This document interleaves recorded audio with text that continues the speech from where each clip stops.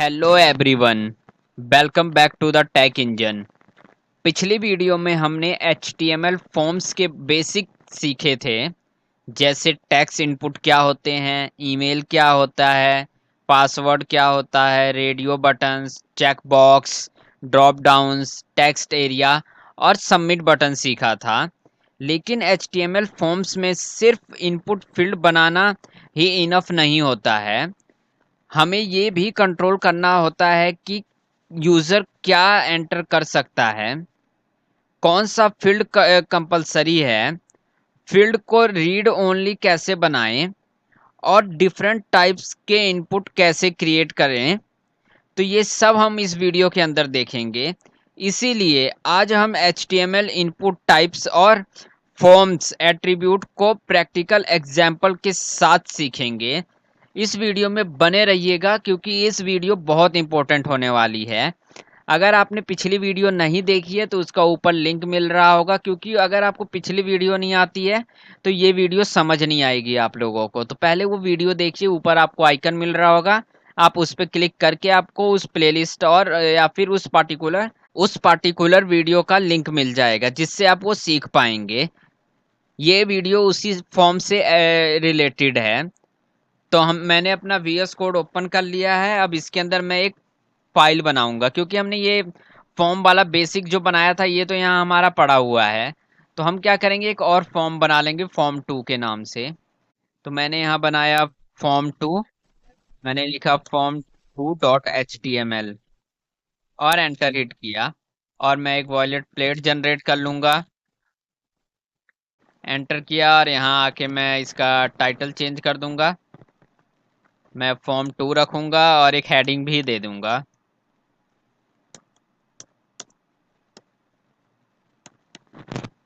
मैं यहाँ दे दूंगा इसको हेडिंग H2 में फॉर्म्स एट्रीब्यूट करके दे देता हूँ, जिससे आपको समझ आएगा। और कोशिश करूँगा मैं आप लोगों को ये सारी फाइलें और विद नोट्स आप लोगों को वीडियो के डिस्क्रिप्शन में, आने वाली वीडियो में आप लोगों को ये सारे लिंक मिल जाएंगे, जिससे आप ये सारे की सारी PDF डाउनलोड करके रख सकते हो अपने पास। तो हम यहाँ पे जल्द से जल्द फॉर्म क्रिएट कर लेते हैं। तो मैं यहाँ पे एक फॉर्म क्रिएट करूँगा। ये मैंने फॉर्म बनाया। फॉर्म के अंदर मैं रखूँगा अपना एक लेबल टैग। मैं लेबल टैग बना ले रहा हूँ, जिसका नाम होगा यूज़र नेम। और मैं यहीं पे एक नीचे एंटर करके एक इनपुट टाइप भी बना लूँगा। तो मैंने ये इनपुट टाइप बना लिया। ये होगा हमारा टेक्स्ट। मैं इसको आईडी दे दूँगा। मैंने इसको आईडी दे दी है। आईडी दूंगा मैं यूज़र नेम, और मैं यहाँ पे इसको नेम दे दूंगा यूज़र नेम। और आप प्लेस होल्डर भी लगाना चाहते हो तो प्लेस होल्डर भी लगा देता हूँ मैंने प्लेस होल्डर लगाया। मैं यहाँ लिख दूंगा एंटर यूज़र नेम, और मैं इसको क्लोज कर दूंगा अब यहाँ पे। और मैं यहाँ पे आईडी को लेबल में 4 के साथ मैं 4 का यूज़ करूँगा। और जो हमने आईडी का नाम दिया है उसी को हम यहाँ पे लेबल का भी नाम देंगे। तो मैं यहाँ दे दूँगा यूज़र नेम। मैंने यहाँ दे दिया यूज़र नेम। और अब हम इसको सेव करके रन करते हैं। तो अब मैंने लाइव कैसे रन करते हैं ये आप लोगों को बताया था। यहाँ नीचे आप लोगों को गो लाइव का ऑप्शन मिल रहा है, और किस तरीके से एक्सटेंशन इंस्टॉल करना है ये भी मैंने आप लोगों को बताया था। तो मैं इस पर क्लिक करूँगा और ये हमारे ब्राउज़र में ओपन हो जाएगा। तो मैंने क्लिक कर दिया है और ये ब्राउज़र में ओपन हो गया। आप लोग देख सकते हैं यहाँ आ गया फॉर्म एट्रीब्यूट्स, और ऊपर हमारा जो टाइटल आ रहा है यहाँ पे, अगर मैं इसको हटा दूँ यहाँ से तो ये देखिए फॉर्म 2 का आ गया। तो अगर मैं यहाँ पे भी, जैसे मैंने 4 ID वगैरह के लिए क्यों दिया है, तो मैं जैसे ही मैं इस पर क्लिक करूँगा यहाँ आ जाएगा। अगर मैं 4 हटा दूँ तो ये नहीं, क्लिक करने पे यहाँ नहीं आएगा। तो यहाँ आप कुछ भी लिख सकते हैं इस तरीके से। तो अब बात करते हैं नेम एट्रीब्यूट होता क्या है। तो बात करते हैं कि हमारा ये जो नेम एट्रीब्यूट होता है ये किस पर्पस के लिए यूज़ हो रहा होता है। तो यहाँ पे जो नेम हमने लिखा है, तो नेम एट्रीब्यूट फॉर्म डेटा के लिए बहुत इम्पोर्टेंट होता है। जब फॉर्म का डेटा बैकएंड को सेंड किया जाता है तो सर्वर को आइडेंटिफाई करना होता है कि कौन सा डेटा किस फील्ड का है। यहाँ नेम का इम्पोर्टेंट रोल, बहुत इम्पोर्टेंट रोल प्ले करता है कि ये हमारे बैकएंड को बताता है।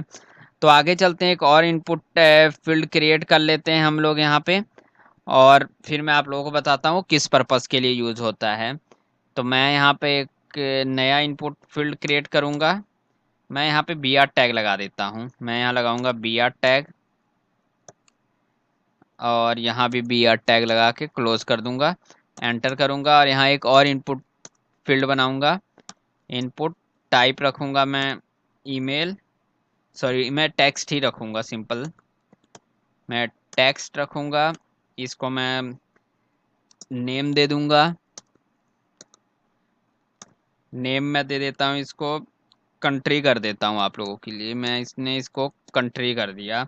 और फिर बात आती है वैल्यू। वैल्यू यहाँ पे वैल्यू के बारे में हम बात करेंगे, वैल्यू क्या होता है। तो वैल्यू के अंदर मैंने इंडिया रख दिया, और मैं इसको क्लोज कर दूंगा। तो हम चलते हैं ब्राउज़र में, ज़रा एक बार देखते हैं। तो मैंने ब्राउज़र में रन कर दिया और यहाँ इंडिया आ गया है। तो ये जो हमारा वैल्यू मैंने लिखा है यहाँ पे, वैल्यू के अंदर मैंने क्या डाल दिया है, इंडिया। आपको दिखाऊं तो यहाँ देखने को मिल रहा होगा, यहाँ इंडिया आ गया, और वेब पेज पे भी यहाँ इंडिया आ गया है।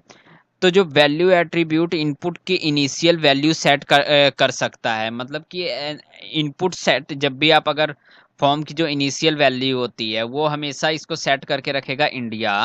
अगर आप चेंज करना चाहो तब चेंज होगा, अदरवाइज ये वैल्यू हमेशा इंडिया इंडिया ही जाएगा सेट होके।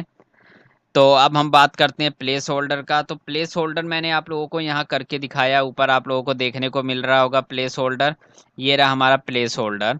तो प्लेस होल्डर करता क्या है, बेसिकली प्लेस होल्डर यूज़र को हिंट प्रोवाइड करता है। जैसे हमने ब्राउज़र पे देखा, यहाँ यूज़र नेम पे वहाँ लिखा हुआ आ रहा है एंटर यूज़र नेम। ये हिंट प्रोवाइड करता है कि इनपुट फील्ड में क्या एंटर करना है। तो यहाँ देखो क्या हिंट दे रहा है, एंटर यूज़र नेम। तो ये हिंट प्रोवाइड करने के लिए यूज़ होता है।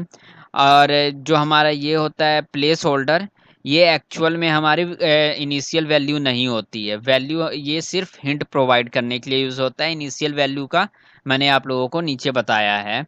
फिर हमारे पास आता है रिक्वायर्ड एट्रीब्यूट किस लिए होता है। तो मैं एक और यहाँ पे एट्रीब्यूट बना देता हूँ, और रिक्वायर्ड किस पर्पज़ के लिए होता है हम वो भी देखते हैं। तो मैं नीचे आऊँगा, यहाँ पे बी आर टैग लगाऊंगा। मैंने बी आर टैग लगाया, और फिर मैं यहाँ पे एक और इनपुट फील्ड बनाऊंगा। तो मैंने यहाँ फटाफट इनपुट फील्ड टाइप कर देता हूँ जल्द से जल्द। इनपुट टाइप मैं इस बार ईमेल करूँगा, मैंने ईमेल कर दिया है। फिर नेम दे देंगे, और प्लेस होल्डर भी दूंगा मैं इसको। इसको मैं नेम दे देता हूँ, नेम दे दूंगा मैं ईमेल। और फिर मैं आगे चलूँगा, और यहाँ मैं लिखूँगा प्लेस होल्डर, और प्लेस होल्डर के अंदर मैं कर दूंगा एंटर ईमेल।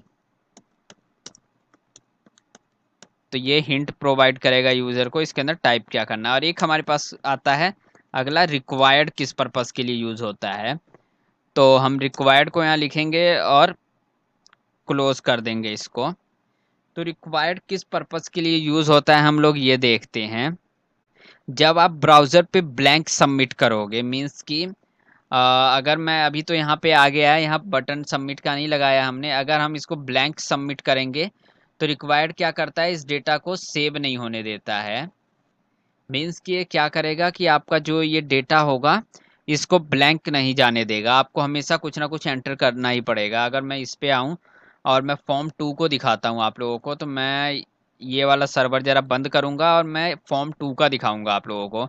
मैं फॉर्म 2 पे जो हमारा ये लास्ट सेकंड लास्ट, मैं टॉप पे देखता हूँ। मैं टॉप पे आप लोगों को इनपुट टैग में जहाँ दिया हुआ है नेम, वहाँ मैं रिक्वायर्ड भी लगाऊंगा। मैं यहाँ पे लिख देता हूँ रिक्वायर्ड। इसके बाद मैं लिखूंगा रिक्वायर्ड, और फिर देखेंगे आप लोग कि रिक्वायर्ड कैसे वर्क करता है। तो मैंने ये रिक्वायर्ड लिख दिया। अब मैं इसको लाइव सर्वर पे रन करता हूँ। तो ये हमारा ब्राउज़र में ओपन हो गया है, और फिर आप लोगों को दिखाता हूँ, ये देखिए आई थिंक मेरा कैंसिल आउट हो गया। मैं दोबारा इसको रन करता हूँ। तो मैं इसको दोबारा से रन करूँगा और ये दोबारा वेब पेज पे ओपन हो रहा है। तो ये हमारा वेब पेज पे ओपन हो गया है। तो वेब पेज पे ओपन होने के बाद देखिए ये सब खाली चले जाएंगे, लेकिन मैंने नेम पे रिक्वायर्ड लगाया। अगर मैं सबमिट करूं तो ये देखिए क्या मैसेज आया, please fill out the this blank form. तो हमें ये फील्ड को कंपलसरी है, इसे भरना ही भरना होता है। दिख रहा होगा कि यहाँ पे जब क्लिक कर रहे हैं तो इस तरीके का मैसेज यहाँ पे शो हो जा रहा है। तो ये हमेशा रिक्वायर्ड होगा। तो आप लोगों के मन में डाउट होगा कि ये क्या, कैसे, क्या मतलब है। तो रिक्वायर्ड का मतलब है कि फील्ड कंपलसरी है। जैसे आप लोग कई बार फॉर्म भरते हैं आधार कार्ड पे, तो उस पे लिखा होता है कि आधार कार्ड, या कई बार आप फेसबुक, इंस्टा पे, कि ये फील्ड रिक्वायर्ड है, आपको भरनी ही भरनी है। उसी तरीके से यूज़र फील्ड्स को इम्पिटी छोड़कर फॉर्म नॉर्मली सबमिट नहीं किया जा सकता। तो अगर मैं यहाँ पे डेटा भर दूँ तो आप लोगों को लग रहा होगा कि इन सब के लिए भी ये सेम होगा। नहीं, मैंने यहाँ कुछ डेटा भर दिया। अब मैं सबमिट करूँ तो ये फॉर्म सबमिट हो जाएगा। मैंने सबमिट किया, आप देख सकते हैं ये सबमिट हो गया। लेकिन अगर ये ब्लैंक है तो ये मैसेज दे देगा। तो ये होता है हमारा रिक्वायर्ड। रिक्वायर्ड इस तरीके से वर्क करता है। तो हम चलते हैं अपने वी एस कोड पे और रन करके देखते हैं। अपने फाइल में ओपन करते हैं। मैं यहाँ से अपना फॉर्म 2 ओपन करूँगा और मैं यहाँ से उसका पोर्ट बंद कर दूँगा यहाँ से। और फिर हम समझते हैं कि रीड ओनली क्या होता है। तो मैं यहाँ पे लगा दूँगा इनपुट टाइप पे, जैसे कि इंडिया वाले पे जहाँ हमने कंट्री लगाया था, यहाँ पे मैं लगा दूंगा रिक्वायर्ड, सॉरी रिक्वायर्ड नहीं, रीड ओनली। तो देखते हैं रीड ओनली क्या करता है। तो मैंने यहाँ लगा दिया रीड ओनली। तो रीड ओनली क्या करेगा, इसकी जो सेट वैल्यू है ना, वो उसको एग्जैक्ट वैसा का वैसा ही रखेगा। मैं इसको ज़रा कॉपी कर लेता हूँ। मैंने कॉपी कर लिया इसको, और कॉपी करके मैं इसको नीचे पेस्ट कर दूंगा। तो मैं नीचे ले आया और मैं एंटर हिट करके यहाँ नीचे पेस्ट कर दूंगा और ऊपर मैं बी आर टैग लगा दूंगा। तो इससे आपको रीड ओनली का और उसका फ़र्क समझ में आएगा। तो मैंने यहाँ बी आर टैग लगाया, यहाँ भी बी आर टैग लगाया। अब रन करके देखते हैं अपने। तो मैं यहाँ लाइव सर्वर रन करूँगा सेव करके। तो ये देख पा रहे हैं आप लोग, यहाँ इंडिया आ रहा। मैं यहाँ पे इंडिया नहीं, मैं यहाँ कर दूँगा, मैं यहाँ कर देता हूँ द टेक इंजन, कि आप लोग इसको चेंज नहीं कर सकते। मैं यहाँ पे कर दूंगा इसको द टेक इंजन। मैं टैक मिस कर दिया, सॉरी। तो अब हम इसको देखते हैं। ये देखिए टेक इंजन, आप लोग इसको क्लिक करके चेंज नहीं कर सकते। ये देखिए मैं इसके ऊपर टाइप कर रहा हूँ लेकिन कुछ भी टाइप नहीं हो रहा है। तो ये पावर होती है रीड ओनली का, कि मतलब आप सिर्फ रीड कर सकते हैं, आप इसके अंदर कोई चेंजेस नहीं कर सकते। रीड ओनली फील्ड की वैल्यू को यूज़र रीड कर सकता है, लेकिन वो नॉर्मली चेंज नहीं कर सकता इसको।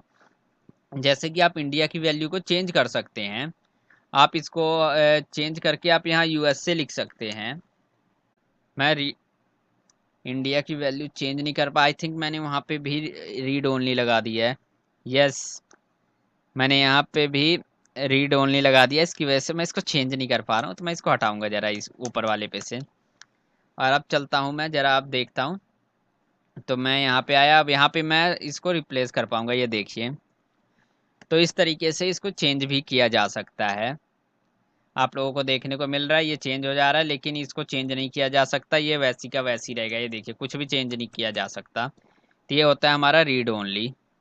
अब चलते हैं वी एस कोड पे और अगला देखते हैं हम लोग। तो मैंने वी एस कोड ओपन कर लिया। अब यहाँ पे मैं दोबारा इसको पेस्ट कर दूंगा जल्द से जल्द, और मैं रीड ओनली को हटा के यहाँ करेंगे मैं डिसेबल, कि ये डिसेबल होगा। तो मैंने यहाँ पे कर दिया डिसेबल, डिसेबल्ड कर दिया। और डिसेबल्ड करने के बाद मैं यहाँ इंडिया ना लिख कर नोट अवेलेबल लिख दूंगा। मैं लिख दूंगा नोट अवेलेबल।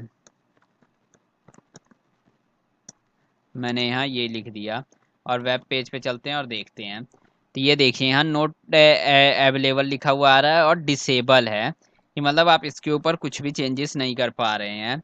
तो बेसिकली डिसेबल फील्ड यूज़र के लिए इनएक्टिव होता है। यूज़र इसको नॉर्मली एडिट या चेंज नहीं कर सकता। जैसे कि आप इंडिया की वैल्यू को चेंज नहीं कर सकते, रीड ओनली फील्ड को यूज़र रीड कर सकता है, लेकिन वो नॉर्मली चेंज नहीं कर सकता इसको। जैसे कि आप इंडिया की वैल्यू को चेंज नहीं कर सकते, रीड ओनली फील्ड को यूज़र रीड कर सकता है, लेकिन वो नॉर्मली चेंज नहीं कर सकता इसको। तो बेसिकली डिसेबल फील्ड यूज़र के लिए इंटरेक्टिव नहीं कर सकता, मतलब इसके ऊपर आप कुछ भी एडिट नहीं कर सकते हैं, कुछ लिख नहीं सकते हैं। तो ये इसलिए यूज़ होता है हमारा डिसेबल्ड। आप लोगों को लग रहा होगा कि जैसे कि यहाँ पे डिसेबल और ये क्या बोलते हैं, और ये ऊपर वाले में जहाँ मैंने टैक इंजन लिखा है, डिसेबल और रीड ओनली दोनों सेम सेम से लग रहे हैं, लेकिन ऐसा नहीं है। रीड ओनली में यूज़र्स वैल्यू देख सकता है और फील्ड एक्टिव रहती है, लेकिन जबकि डिसेबल में फील्ड एक्टिव नहीं होती है। देखिए फील्ड यहाँ क्लिक करने पे एक्टिव नहीं हो रही है, लेकिन जो हमारा रीड ओनली में है इस पर हम क्लिक करें तो फील्ड एक्टिव हो रही है। तो इन दोनों में बेसिक यही डिफरेंस है। अब देखते हैं नंबर इनपुट क्या होता है, तो चलते हैं वीएस कोड में नंबर इनपुट के बारे में देखते हैं। तो मैं यहाँ पे नीचे एंटर हिट करूँगा, इसको पेस्ट कर दूंगा सिंपल सा मैं, और यहाँ टेक्स्ट की जगह मैं लिख दूंगा नंबर। मैंने यहाँ नंबर कर दिया, और नंबर के साथ साथ मैं यहाँ पे इसका नेम एज कर दूंगा। मैंने यहाँ पे एज लिख दिया, और वैल्यू वैल्यू हम हटा देते हैं। वैल्यू और रीड ओनली ये जो लिखा हुआ है मैं इसको हटा दूंगा जल्द से जल्द, और मैं यहाँ लिखूंगा मिन और मैक्स क्या होते हैं। तो मैं इसके मिन रखूंगा 18, और मैक्स रखूंगा मैं इसका 60। तो मैक्स मैंने कर दिया 60। अब इसको रन करते हैं और देखते हैं ब्राउज़र पे। तो यहाँ पे हमारा पास इनपुट वैल्यू भी आ गया है। मैं यहाँ पे ज़रा दिखाऊँ आप लोगों को, तो ऐसे ऐसे आप लोग क्लिक करके यहाँ पे वैल्यू सेट कर सकते हैं। देखिए स्टार्टिंग वैल्यू ये है, बढ़ सकता है लेकिन घट नहीं सकता। अगर मैं घटाने वाले पे क्लिक करता हूँ तो ये 18 के आगे नहीं जा रहा है। तो इस तरीके से हमारा ये क्या बोलते हैं नंबर काम करता है, कि नंबर इनपुट में सिर्फ न्यूमेरिक वैल्यू ही जाती है। मिनिमम वैल्यू सेट कर देता है, और जो मैक्स होता है वो मैक्सिमम वैल्यू सेट कर देता है। मीन्स कि जैसे मैंने यहाँ पे लिखा था 18 और 60, तो ये क्या करता है 18 से ज़्यादा नहीं होने देगा, 18 से कम नहीं होने देगा, और 60 से ज़्यादा नहीं होने देगा वैल्यू को। फिर हमारे पास आता है डेट इनपुट। डेट इनपुट क्या करता है, तो डेट इनपुट बेसिकली यूज़ करने पर ब्राउज़र में डेट सेलेक्ट करने का एक इंटरफेस प्रोवाइड कर देता है, कि जिससे आप डेट सेलेक्ट कर पाएंगे। तो मैं यहाँ पे ओपन करता हूँ, मैं चलता हूँ यहाँ पे लिखूँगा एक और इनपुट फील्ड। तो उससे पहले मैं लेबल भी बनाऊंगा। यहाँ पे मैं बनाऊंगा लेबल। लेबल बताएगा कि क्या सिलेक्ट करना है। तो मैं यहाँ डेट्स लिख दूंगा। मैंने डेट लिख दिया यहाँ पे, और मैं यहाँ इसके लिए किसके लिख दूंगा, 4 भी लिख दूंगा, क्योंकि मुझे इसे टारगेट भी कराना है 4। मैं करूँगा DOB, और एंटर करके नीचे आऊँगा और यहाँ लिखूँगा input field, input type date, और मैं इसको आईडी भी दे दूंगा। मैं इसको आईडी दूंगा DOB, और मैं साथ ही साथ इसको नेम दे दूंगा DOB। मैं इसको नेम भी दे दूंगा DOB, और मैं इसको क्लोज करूंगा, और यहाँ 2 बार BR टैग का भी यूज़ कर लूंगा, जिससे ये लाइन ब्रेक आ जाए। और अब चलते हैं अपने ब्राउज़र पे और देखते हैं। ये देखिए यहाँ डेट आ गया, मंथ, और जब मैं इस पर क्लिक करूंगा तो ये देखिए यहाँ पे एक कैलेंडर खुल गया पूरा का पूरा। तो इस तरीके से आप यहाँ से डेट भी सेलेक्ट कर सकते हैं। तो ये था हमारा डेट इनपुट। अब हम देखते हैं फाइल इनपुट क्या होता है। फाइल इनपुट में किस तरीके से फाइल इनपुट काम कैसे करता है।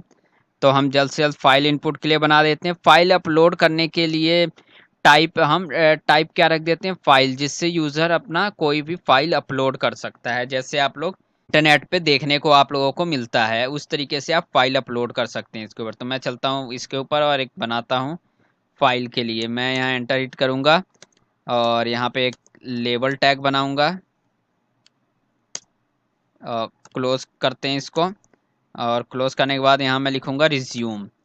कई बार आप लोग रिज्यूम वगैरह सबमिट करते होंगे, तो वहाँ आप लोगों को ऐसे आता होगा ना फाइल सेलेक्ट करने का ऑप्शन, तो उसके लिए ये। और मैं यहाँ 4 कर दूंगा, किसके लिए, रिज्यूम के लिए। तो रिज्यूम, और फिर उसके बाद मैं एंटर करके नीचे आऊँगा, और यहाँ लगाऊँगा इनपुट टाइप। मैंने इनपुट टाइप लगाया है। इनपुट टाइप में दूंगा इसको फाइल। और उसके बाद फिर मैं इसको आईडी भी दूंगा। आईडी में रिज्यूम दे दूंगा। मैंने रिज्यूम दे दिया और मैं नेम भी रिज्यूम दे दूंगा इसको। मैंने रिज्यूम दे दिया। अब मैं इसको रन करके दिखाता हूँ आप लोगों को। सेव किया, रन करते हैं और यहाँ पे रिज्यूम आ गया। चूज़ फाइल, अगर मैं इस पर क्लिक करूँ तो आप लोगों को यहाँ पे ये देखिए एक विंडो ओपन होगी जहाँ मैं अपनी फ़ाइल सेलेक्ट करके यहाँ अपलोड कर सकता हूँ। तो इस तरीके से हमारा फाइल वाला भी कैसे वर्क करता है इनपुट, ये मैंने आप लोगों को दिखा दिया यहाँ पे। इसी तरीके से फिर एक और आता है हमारे पास कलर पिकर। तो मैं कलर पिकर भी दिखाता हूँ किस तरीके से वर्क करता है। मैं यहाँ जल्दी से बी आर टैग लगाऊंगा। बी आर टैग के बाद फिर एंटर करूंगा और फिर मैं यहाँ एक लगाऊंगा लेबल, लेवल फॉर कलर, और फिर मैं इसे क्लोज करूंगा और यहाँ लिखूंगा चूज कलर। एंटर हिट करके नीचे आऊंगा और यहाँ ब्रैकेट लगाऊंगा। इनपुट टाइप करूंगा। इनपुट टाइप में मैं दूंगा कलर। कलर आईडी दे दूंगा मैं इसको कलर। और फिर इसी तरीके से आपको यहाँ पे दे दूंगा नेम। यहाँ पे भी आ जाएगा कलर। आप अपने अकॉर्डिंग नेम वगैरह रख सकते हैं, लेकिन हर चीज़ का एक स्पेसिफिक मीनिंग होता है जो मैं आपको बताते गया हूँ, और कुछ चीज़ें मैं पिछले वीडियो में बताते हुए आया हूँ आप लोगों को। तो इसलिए आप प्रॉपर नेमिंग कीजिएगा, नहीं तो आप खुद भी कंफ्यूज हो जाएंगे या दूसरा जो देखेगा उसे भी नहीं समझ आएगा। तो नेमिंग प्रॉपर होनी चाहिए। तो ये क्या करता है, जो हमारा कलर होता है, ये नाम से ही पता चल रहा है कि ये क्या करेगा। तो ये कलर पिकर होता है। तो मैं ब्राउज़र पे चलता हूँ और दिखाता हूँ आप लोगों को। तो ये देखिए यहाँ से कलर पिकर ओपन हो जाएगा। अगर मैं यहाँ से ओपन करूँ, कलर पिकर पे जाऊँ, तो आप यहाँ से कलर सेलेक्ट कर पाएंगे। मैं यहाँ पे आया और क्लिक करता हूँ। ये देखिए यहाँ पे कलर आ गया है। तो मैं यहाँ से किसी की भी कलर को सेलेक्ट कर सकता हूँ। मैं यहाँ से कलर भी चेंज कर सकता हूँ। यहाँ चेंज किया और फिर उसके बाद मैं क्लिक कर दूंगा तो ये देखिए यहाँ पे ब्लू कलर आ गया है।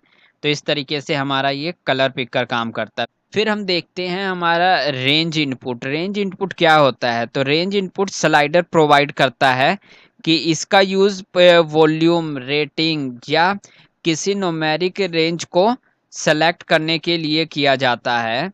तो मीन्स कि जैसे कि रेटिंग देना हो, या मैं आपको एक बार एग्जांपल के साथ दिखा देता हूँ जिससे आपको इजीली समझ आ जाएगा। मैं ओपन करूँगा VS कोड और मैं नीचे आऊँगा और मैं यहाँ लिखूँगा लेबल, और लेबल लिखने के बाद लेवल फॉर वॉल्यूम। तो मैं यहाँ लिखूँगा वॉल्यूम और फिर उसके बाद मैं इसको क्लोज कर दूंगा और फिर यहाँ मैं लिख दूंगा वॉल्यूम।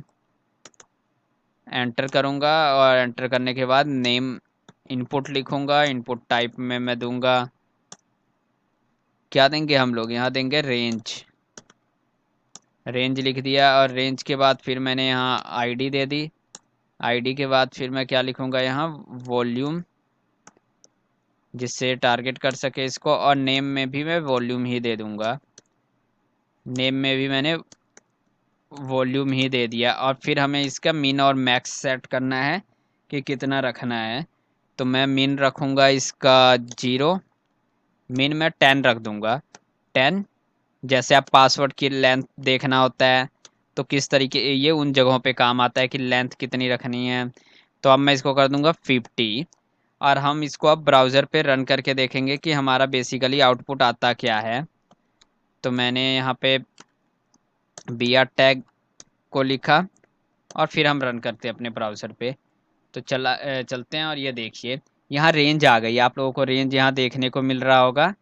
तो इस तरीके से ये रेंज वर्क करता है। यहाँ पे आप लोगों को देखने को मिल रहा है, ये देखिए मैं इस रेंज को कम कर सकता हूँ, इस रेंज को बढ़ा सकता हूँ। तो ये इस तरीके से वर्क करता है। तो आप लोग इस तरीके से अपने पासवर्ड वगैरह जहाँ आप सेट करते हैं तो पासवर्ड की लेंथ क्या होनी चाहिए, वो वहाँ पे आप लोग इसको इस तरीके से सेट कर सकते हैं। अब बात करते हैं मैक्स लेंथ क्या होता है। तो मैक्स लेंथ यूजर्स के इनपुट की मैक्सिमम कैरेक्टर लेंथ डिफाइन करता है कि मतलब एक कैरेक्टर में कितने इनपुट आएंगे। तो हम जल्द से जल्द इसको भी बनाते हैं। तो हम चलते हैं VS कोड पे और यहाँ पे हम लोग इनपुट टैग बनाते हैं।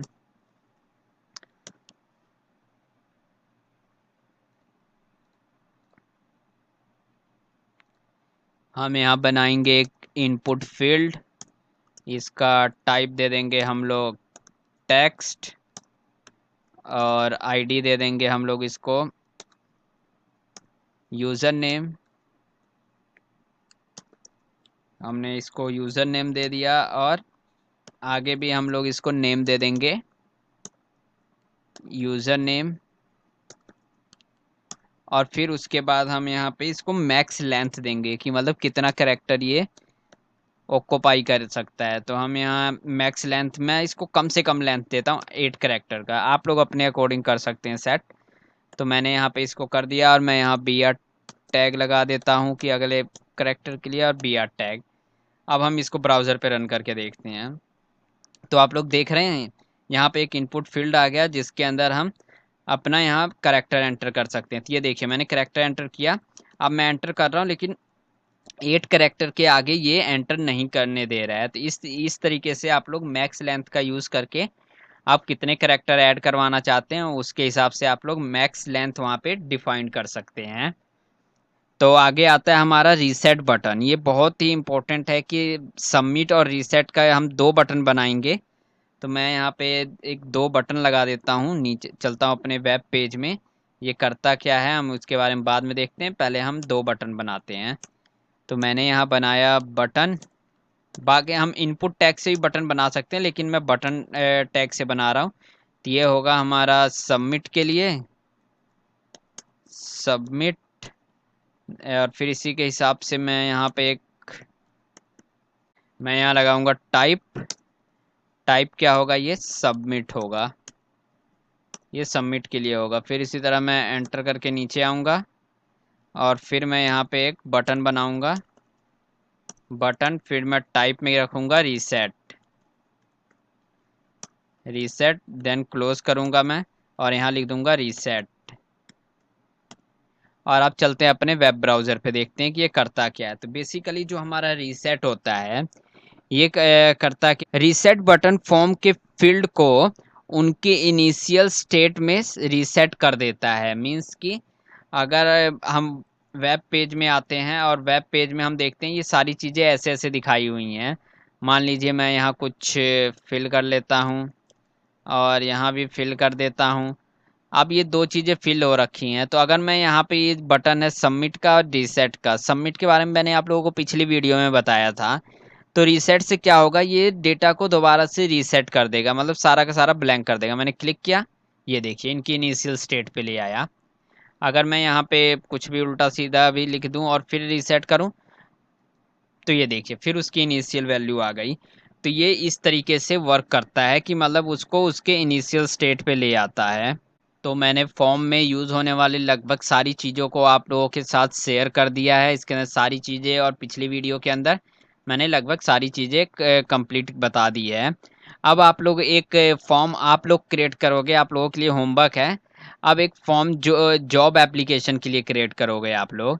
तो जॉब एप्लीकेशन वाले फॉर्म में सबसे पहले ऊपर एक हेडिंग बनाओगे, जैसा आप लोगों के स्क्रीन पे दिख रहा है, जॉब एप्लीकेशन फॉर्म। फिर उसके नीचे एक फुल नेम होगा, और उसके सामने, और फिर उसके बाद ईमेल टाइप करने का होगा, और फिर उसके बाद एज का होगा, डेट ऑफ बर्थ होगा, और फिर उसके बाद अपलोड रिज्यूम होगा, फिर स्किल एंटर करने का, और अप्लाई और रीसेट करने का बटन भी आप लोग ऐड करेंगे। और ऐड करके आप लोग जैसा ये फॉर्म आप लोगों के सामने दिख रहा है, इस तरीके से आप लोग बना के मुझे दिखाएंगे, और आप लोग बताएंगे कि आप लोगों का हुआ कि नहीं हुआ। और अगर किसी को डाउट होता है तो आप लोग मुझे बता सकते हैं। तो आप लोगों के लिए एक इम्पोर्टेंट डिफरेंस है जो आप लोगों ने हमेशा याद रखना है, जो स्क्रीन पे आप लोगों को विजिबल हो रहा है। जैसे कि प्लेस एट्रीब्यूट क्या करता है, प्लेस होल्डर। तो प्लेस होल्डर यूज़र को हिंट देने का काम करता है। उसी तरीके से value attribute initial value set करता है, रिक्वायर्ड फील्ड कंपलसरी कर देता है, रीड ओनली एडिट नहीं कर सकते इसको, डिसेबल्ड फील्ड इनएक्टिव कर देता है, मिन minimum value, max maximum value, और मैक्स लेंथ मैक्सिमम कैरेक्टर्स को बताता है।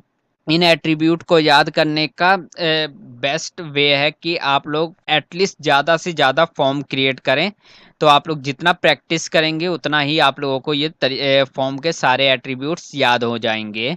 आप लोग कॉम्प्लेक्स से कॉम्प्लेक्स फॉर्म बनाइए, नेट पे आप लोगों को मिल जाएंगे फॉर्म बनाने के तरीके।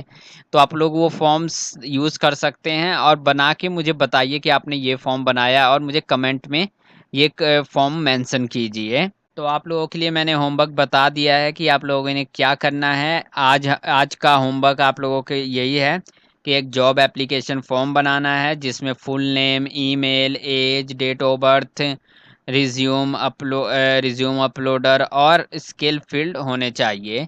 नेम और ईमेल को आप लोगों ने रिक्वायर्ड रखना है। एज में मिन और मैक्स वैल्यू का यूज़ कीजिए, और एक रीसेट बटन भी ऐड करना है। अगर कंप्लीट होने के बाद आप लोगों को कमेंट में डन जरूर लिखिएगा। तो ये आप लोगों के सामने जो स्क्रीन पे दिख रहा है, ये आज के हमने टॉपिक कवर किए हैं, जैसे name, value, place holder, required, read only, disabled, mean, max और मैक्स लेंथ। ये सब हमने आज के इनपुट इसमें कवर अप कर लिया है। Date input, file input. तो आई होप कि हमने फॉर्म के सारी चीज़ें कवर अप कर ली हैं। अगर आज का वीडियो हेल्पफुल लगा हो तो लाइक करें, शेयर करें और द टेक इंजन को सब्सक्राइब करना ना भूलें। अगली वीडियो में हम HTML सिमेंटिक एलिमेंट्स के बारे में सीखेंगे, जैसे कि हेडर, फुटर, नैव, मीन, सेक्शन, आर्टिकल, आसाइड और फुटर क्या होते हैं। ये सब हम आने वाली अगली वीडियो के अंदर देखेंगे। ये एलिमेंट प्रोफेशनल और वेल स्ट्रक्चर्ड वेब पेज बनाने के लिए यूज़ होते हैं। सो इस वीडियो में इतना ही। Thank you for watching. Keep learning, keep coding. मिलते हैं अपनी अगली वीडियो में।